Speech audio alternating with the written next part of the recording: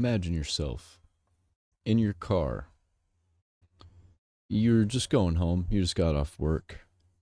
You get pulled over. You're like, okay, I got pulled over. Whatever. I'm just going home. I don't know what I did wrong. And all of a sudden, the cop tells you to put your gun down and starts firing at you nonstop. And then another cop starts firing at you nonstop. Are you allowed to fire back? Or are you just gonna allow yourself to be killed if it came down to that? Is that legal to do? I actually don't know. I'm very curious, so I'm gonna check this video out. Gun Law TV. I am Washington Gun Law President William Kirk. Thanks for joining us. Hey, Hello, earlier William today, Kirk. I sent a little tweet out about this incident that's been running rampant out there in the Twittersphere, Exosphere, whatever we're calling it this week. And it involved these two female police officers outside of Houston who went to a burglary call and then just decided to dump their magazines into the home and upon the homeowner. Now, this continues a disturbing trend that we've seen in the last couple of weeks where So here's a little bit of advice for a situation like that. Have cameras all over your house, because if they see that at the time that they start shooting that you're in your house just chilling, and then they see that they just start firing on you for no reason, and then you have to get into a gunfight, then like you've got the evidence. officers have frankly just been a little too trigger happy. Let us remember the Acorn incident from 2 weeks ago. But one of my loyal viewers had a fantastic question, and it was a question I answered for him, and then I thought, dang, that would probably make a pretty good video. So I ran down here to the gun club right away because I want to get this out to you. So what we're going to do today is we're going to talk about laws of self-defense. We're going to run through some hypotheticals, and it's a crazy hypothetical, but it's one that unfortunately, as we've seen now, could actually happen. So today, let's spend a few minutes and let's talk about it. By the way, this is just for cops. Military, that's a whole different thing. I'm pretty sure they're just going to do whatever they want, whatever the government allows them to do. If the cops are unlawfully shooting at me, can I shoot back? That's loud. Okay, so we're going to go to Houston, Texas, because as you probably have heard, a couple of police officers were called to a residence for a potential home burglary. The home burglary actually turned out to be the homeowner who had broken a window to get inside of her own home when she locked herself out. Now, the police, after circling the perimeter of the building and finding nothing amiss, decided that they would actually go up and knock on this person's door. Now, this is in the middle of the night. This woman lives alone. This is the state of Texas. And so I think that a lot of us, if there was pounding on the door, we knew that somebody was on our front porch in the wee hours of the morning and were armed, might want to arm ourselves and just go check and see what's happening at the front door. Unfortunately for this woman, when she came into the office... Yeah, that's why you got to get cameras, so you don't even have to go up to the door to see who it is. And I'm not talking about Ring. I don't believe that you should use Ring or anything like that. Run your own cameras. It's not that difficult. It costs a little bit of money, but it's for your safety, so can't really put a dollar amount on your life. Officer's view holding a gun, the following ensued.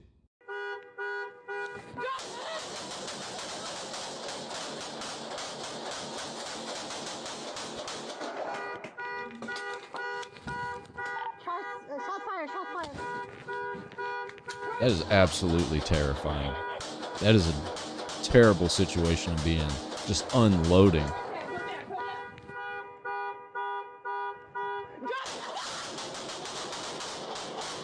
You freaking the fuck out. You hear her scream, "Oh God," as in the officer.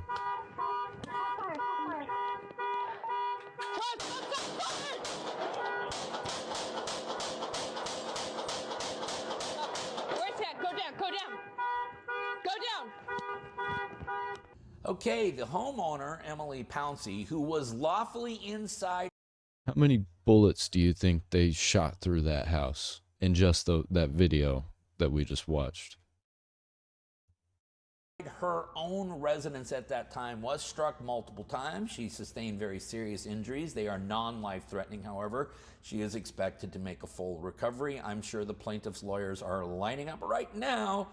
Yeah, that person's going to be having their entire life taken care of basically now because of the stupidity of those police officers. And really the government that allowed those people to be police officers.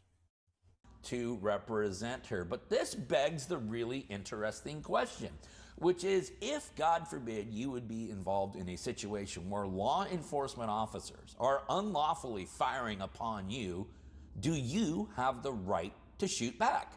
Okay, so to understand that, we're going to have to go through all of our foundational and Also, there's a great distinction in having the right to shoot back and whether or not the courts are going to uphold that right. Pretty much across the board, if you're in a city and I don't know. Here recently, it depends on what race you are. Because if you're white and you do that, you're definitely going down. If you're black, the media might jump behind it. Or Hispanic, especially if you don't speak English, the media is going to jump behind it. So I don't know these days. It's a little iffy. The law is getting a little useless.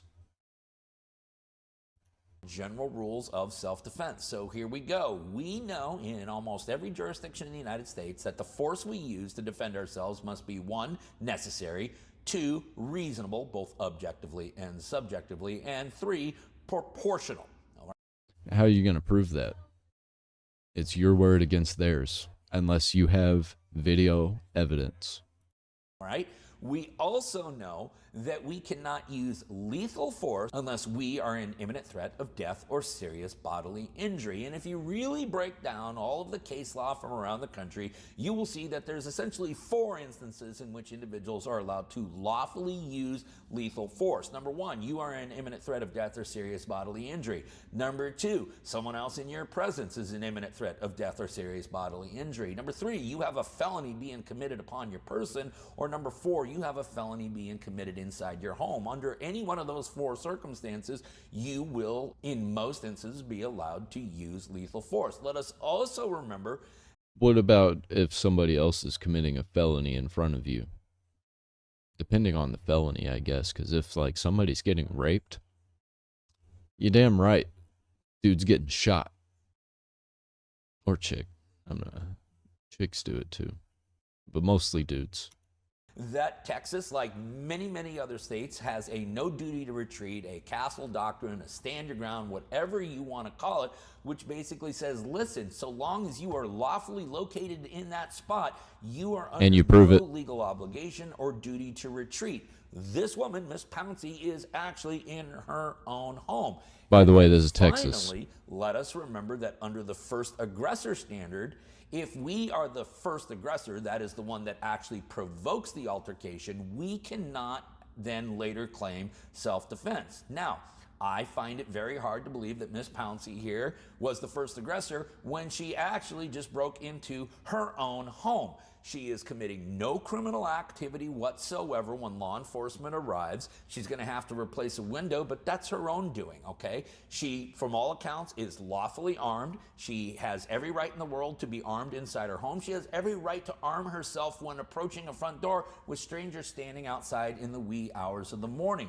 So it is Washington gun law's opinion that when these officers started firing upon Miss Pouncey, that was done without any lawful authority. And therefore, Miss Pouncey at this point is encountered with unlawful, lethal force that is being used against her. Is she in imminent threat of death or serious bodily injury? Yes, and if the officers were better shots, she would have been even in more imminent threat. If there are other people in the home, and the stories I've read does not indicate that, but if there are other people in the home, there would be others now who are in imminent threat of death or serious bodily injury. Is she having a felony committed upon her person? She most certainly certainly is. It's attempted murder. And is a felony occurring inside of her home? Yes, it's also attempted murder. So at the very least, Miss Pouncey has at least 3 reasons to defend herself using lethal force. Take, for example, also our acorn incident. After this officer was shot and taken down by an acorn, he started firing upon his own patrol car with a suspect in there. Now, if, and I know this is a crazy hypothetical, but if that suspect was in the back of the patrol car and able to arm themselves, would they have been lawfully allowed to return fire? The answer is yes, they would have, because they were encountered with unlawful lethal force being used against them. So the bottom line is if you are encountering unlawful lethal force, or if you're in danger, you got to protect yourself. If you're in danger, you're allowed to protect yourself, but you got to have video evidence or you won't be able to prove that you were protecting yourself. I mean, in some cases you will be able to, but you'll have to fight harder if you've got video evidence. And there you go. That's all you need. any force that places you or other people in your presence in danger of death or serious bodily injury, you are lawfully permitted to use lethal force in defense. In this situation where you're in the back of a police car and they start shooting at you, which they should know that you don't have a weapon because they searched you. Where would you be keeping a gun if they searched you to arrest you, to put you in the back of the vehicle? Of yourself and others. Now, I want everyone to recognize the limitations of this video. This video is entitled, "If Cops Are Unlawfully Shooting at Me, Can I Shoot Back?" The video is not entitled, "If Cops Are Unlawfully Shooting at Me, Should I Shoot Back?" Those are questions that I am going to leave to the tactical people. I want to stay inside my lane. So while I can tell you what you have the right to do, remember there is a lot more education that's necessary before you understand how to do the right thing. Listen, we'll go ahead and put all the news sources that we relied upon in making this story down there in the description box. To both of those officers, you might want to start getting your attorneys. To the police department, you might want to start warming up your civil attorneys, because I have a feeling a lawsuit is coming. If you guys got any more questions about this or anything else related to what's left of our Second Amendment rights, you should know how to get a hold of Washington Gun Law by now. If you don't, that's okay.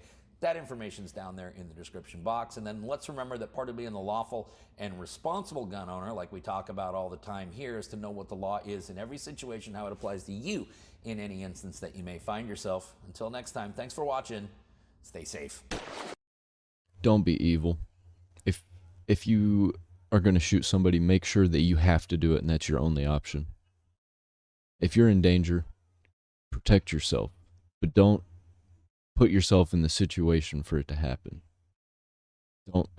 Don't look forward to shooting people, because I know there are people that somebody trespasses on their land, they want to shoot them, and that's fucked up. We should have the right to do that, but don't be that guy. Don't be the guy who has another way out of the situation and just starts shooting anyway. There's a special place for people like that. There's 2 special places. There's prison and hell. If you like what I do here, I've got stuff down there in that description box. Join the Discord. If you don't want to do that, just give me a like. And you there, and that lens, you be a good day.